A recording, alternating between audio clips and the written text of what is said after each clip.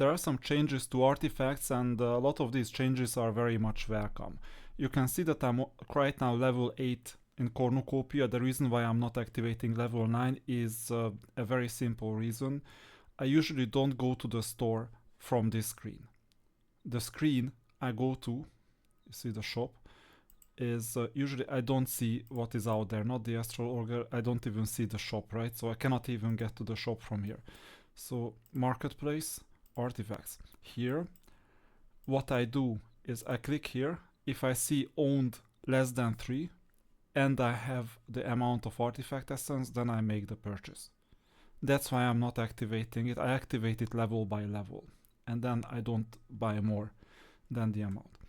Now, 3 artifacts are at least affected, if not more. The said previous is that Cornucopia is gonna get more diamond rewards. For example, level 14 you get 4000 diamonds, I think, if I'm not mistaken. That's what I heard. So there are diamond rewards in here.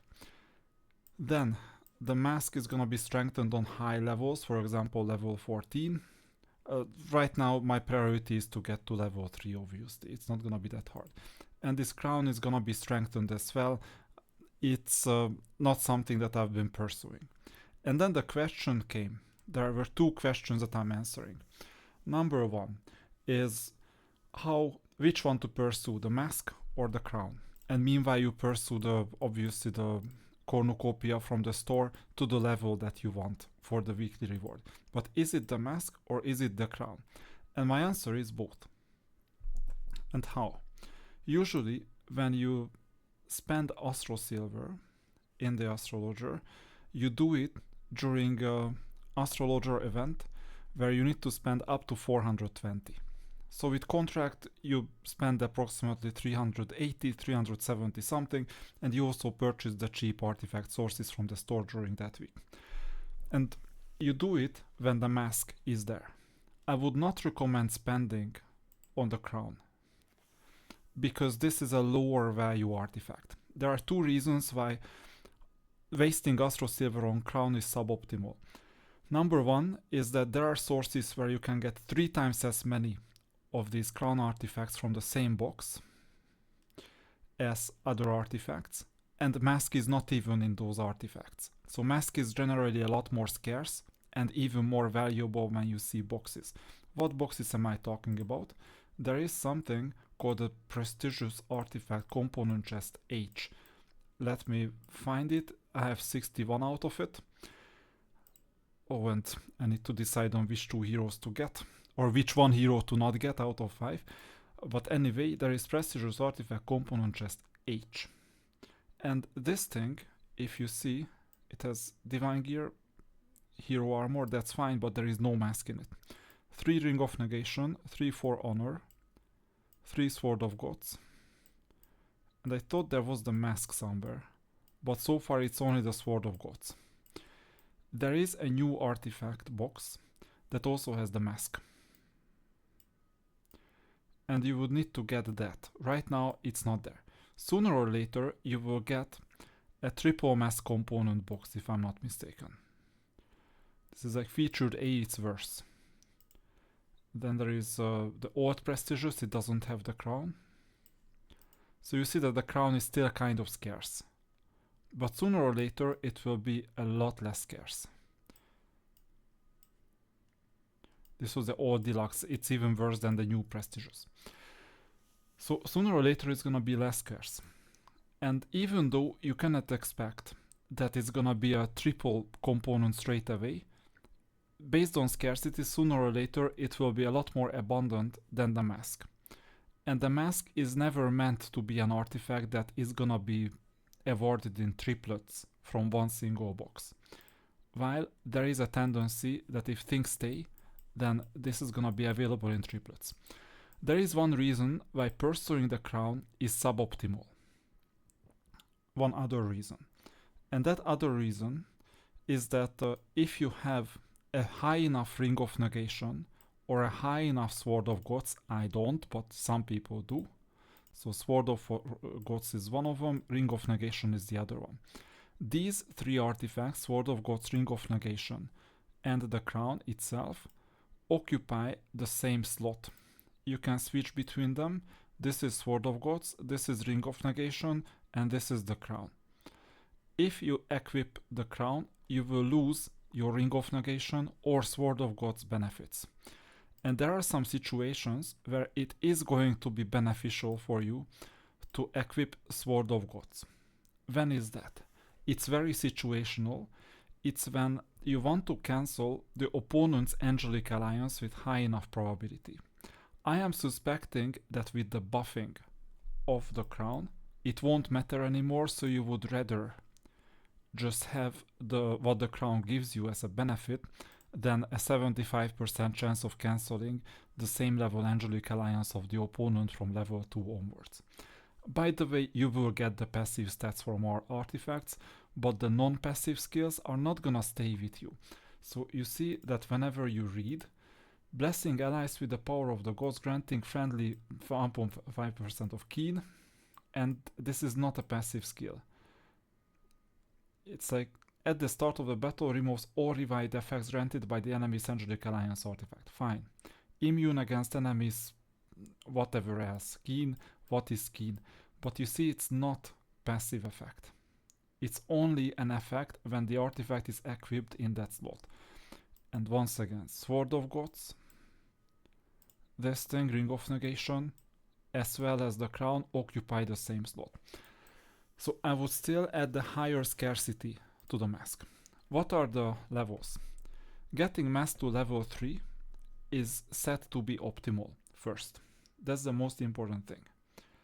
Crown to level 6 or level 3 I don't know, but I would still get the mask to level 6 if I'm using the same resources as the Crown. So I effectively ignore the Crown and go all in on mask until at least level 3, then potentially to level 6. And I would use box sources to get more boxes that contain the Crown. And then level it all the way up to 6. But don't use, or I would not use Astro Silver on it, even if it's an artifact event. Once I've gotten the mask to level 3, you can argue to switch to something else. Either mask, or hero armor, or divine gear for that matter, to move it up to level 6. Divine gear is level 6, hero armor at least level 3, then to level 4, 5, 6. It helps, but how much does it help? That's a good question as well, because there are different types of levels. So here you see what the levels are. Level 3, these are the bonuses. Level 4 is a bit less important. Then you get level 5, and then you get level 6, and then you get other levels. They are gradually added for divine gear as well as for hero armor. Let's see hero armor. If I'm not mistaken, is the +5 that is still worth pursuing. So I'm on +4, but here you get double artifact, so you can get it from 2 boxes. So here this is level 5. And then there are others as well, but like level 8, you see this is level 8. And before the level 8, it's, no, apologies, it's not level 5, it's level 6. So level 5 doesn't matter, level 6 will matter. So you will need to pursue it sometime in the future. The priority is first the mask. Then hero armor, divine gear to some level, as well as the Crown. You can choose, and you can also test. But in the end, you will get all of them. So how do you get there in one order? It matters, but it doesn't matter as much as just getting one of them, and that's the mask usually to at least level 3, and then potentially increasing. Now, some people asked, and this is the second question, and I asked this question myself. In Era of Chaos and Ethereal Restart, they keep on switching meta, meaning that they buff some items that sell worse or weaken others after they are sold. As a player, I tend to accept these meta shifts as part of the game, as long as the changes are documented in-game and in the log. Am I correct to assume that meta shifts are generally acceptable? And under what circumstances do they become dark patterns? This is a question. As a buyer of expensive items, would I be right if I complained about weakening my purchase? So they weakened my purchase. And it's acceptable if it's sustainable in terms of gameplay. Design imbalances can absolutely be corrected. Longevity, replayability is important, and transparency and fairness. These are obvious. When metashades become dark patterns, it's like you pay, then your payment got nerfed, then you pay again, then that gets nerfed, and you keep on paying. That's a cycle. Forced obsolescence, this means that your item becomes obsolete. Each festival or each like new hero level introduces a new must-have unit that invalidates last month's meta. If this happens on a monthly basis, then it's like treat it as $100 subscription service basically. So this is the difficulty of it. And then let's see the rest. Selective communication, when there is no documentation, not enough documentation. In that case, it's a problem. You can hold development teams accountable for it. Power compression, 90% of PvP teams become unviable unless you buy the latest gear. You decide, and exploiting sunk cost fallacy. You've already maxed these heroes, so buy these new runes to restore their old strength. So they take away strength, but they give you something that you can buy to restore their strength. And then they can keep on introducing these types of things. When developers use balance as a camouflage for planned devaluation of player purchases, it crosses into dark pattern territory, specifically post-purchase value manipulation. That's an exploitative business practice, even if technically legal. Now, it's legal, it's gray zone. Okay, so I understand where some of these issues come from. At the same time, Era of Chaos has been like that for years. You know about it before you start playing. That first you have those weak heroes like Catherine and whoever else, and then you have the amazing Gelu and some others. No, you have then the amazing Ryland, and then Gelu, and then some others. You know about this. This is nothing new. You just have these first starter heroes. They are basically not good for most of the content. There are some exceptions.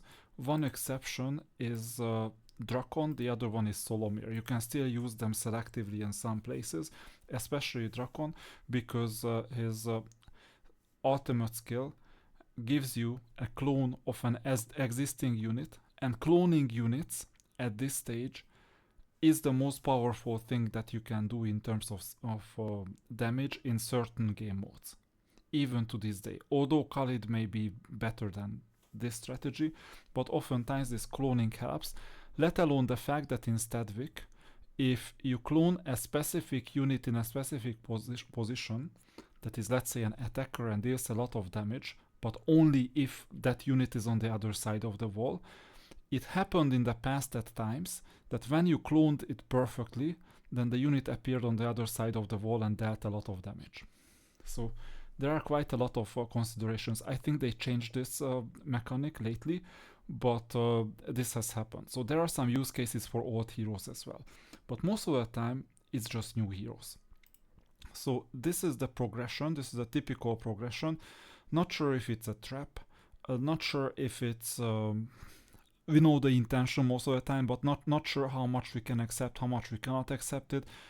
This has been the baseline of this game since inception, basically. That you introduce new higher level tech, and if you don't get that higher level tech, in that case you're left behind. I will still give you a strategy that combats this. The strategy is simple. You can see that I have 73,000 diamonds. I could have spent 50,000 of it last month. No, not last month, last week. And I can spend 50,000 or even 90,000 next week. I'm not doing this. I'm in a way ahead, way behind situation.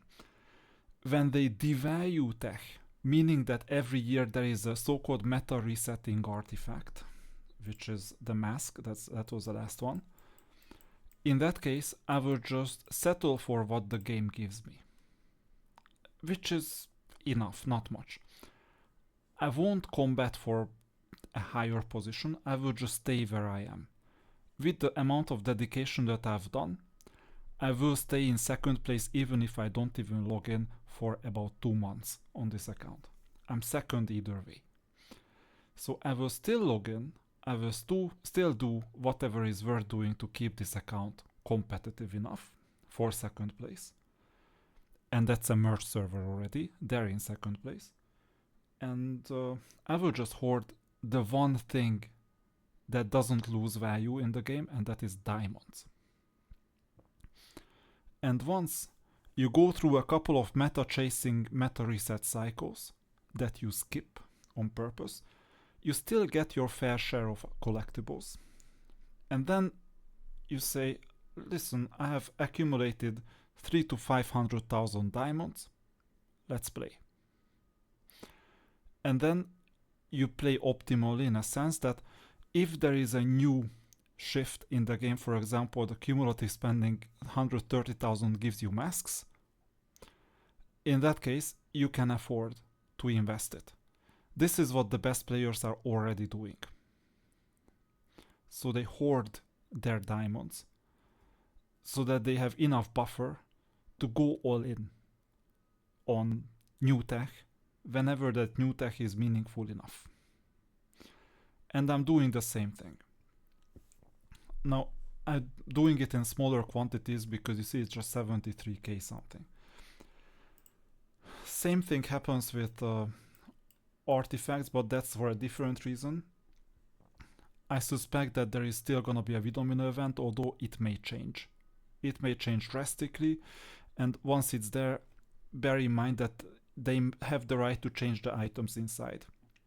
So I wouldn't be surprised, but that's gonna be another video, if what comes in the Vidomina may completely change and render your hoarding useless.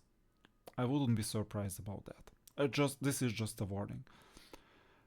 You cannot read the development team's mind. You can just read their intentions, and you can have a sense of the general direction.